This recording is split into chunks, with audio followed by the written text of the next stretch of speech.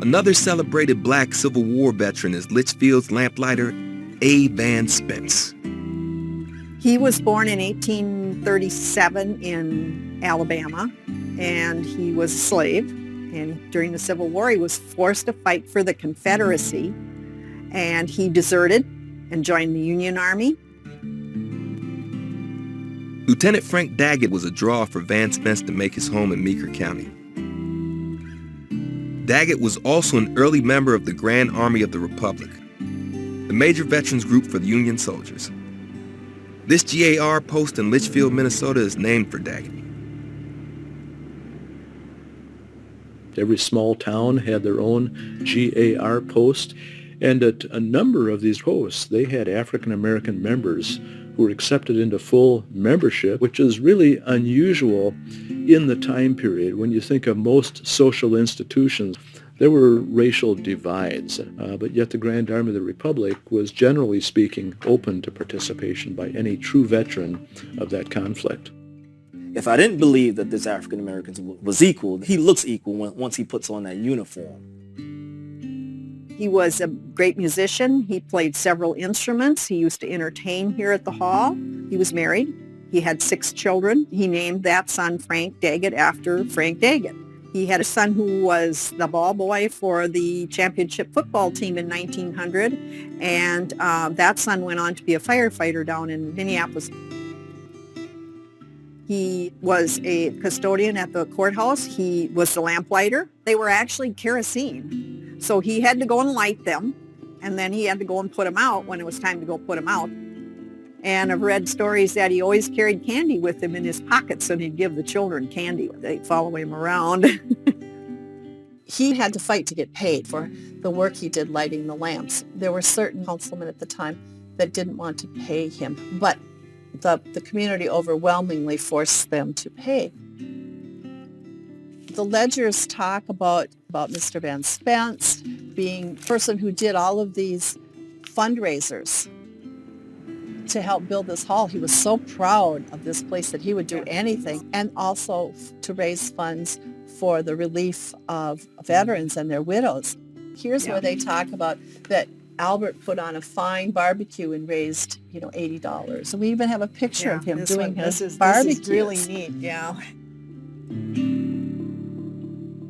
Van Spence was involved in the Afro-American League, which gathered in Minnesota in 1891. His and other Civil War veterans' service was cited as central to this early civil rights movement, declaring, "We are citizens of the great state of Minnesota, in war and peace, in avenues of industry, on the fields of carnage. We have done our duty. Although slavery has been abolished, we are thoroughly convinced that it is absolutely necessary for the preservation of our sacred rights as citizens, that we place ourselves in such a position to arouse the conscience of the entire people." Van Spence died in Minneapolis in 1910. He was brought back to Litchfield to be buried in the community that would continue to honor him. He fought for his freedom. He fought in the war. He came here. He continued to fight for the rights of veterans and their families. A great part of this community. We see why these histories are important. They are not divisive. They actually do the opposite. They bring people together.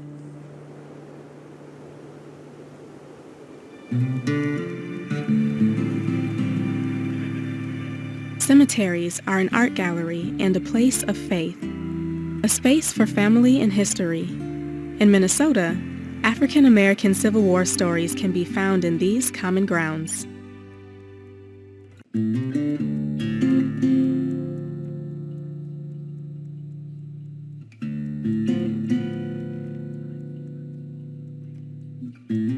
We were here looking for the marker of Green Chambers, and after a bit of work, we found it. Colored Troops, USCT. Yep, there you go. All right, thank you. Yeah, no problem.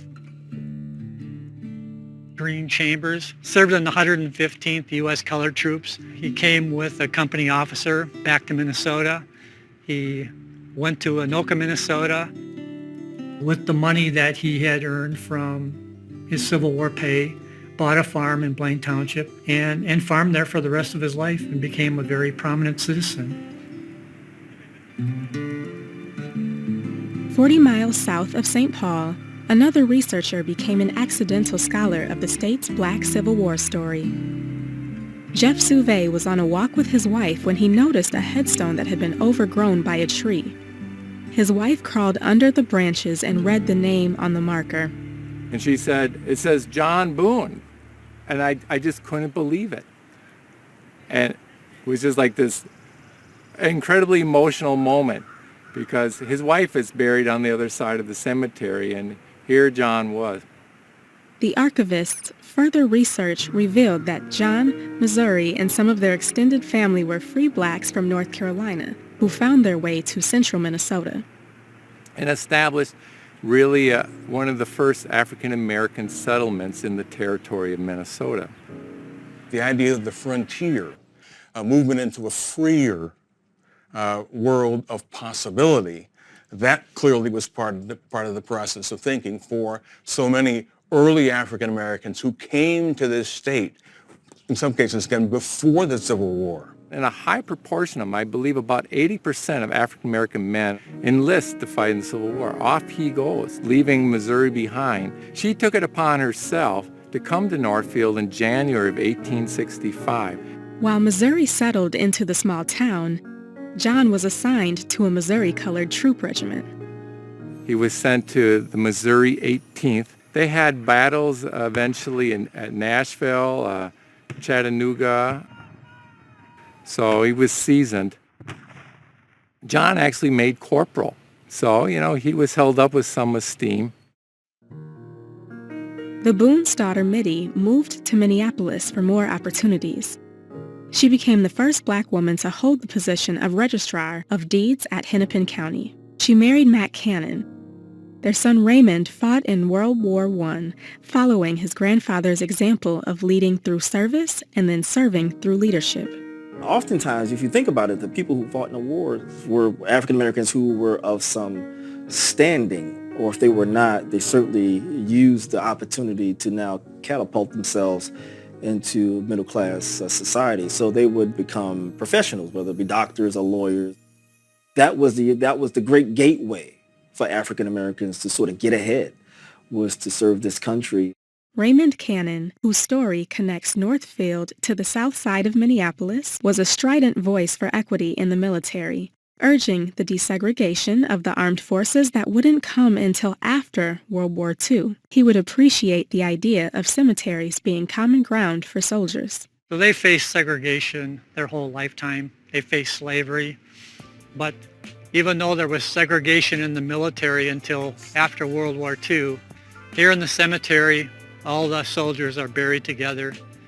So you have African American and white soldiers buried alongside each other. There's still many stories out there waiting to be discovered. So we really need to do a lot more research on who these men were.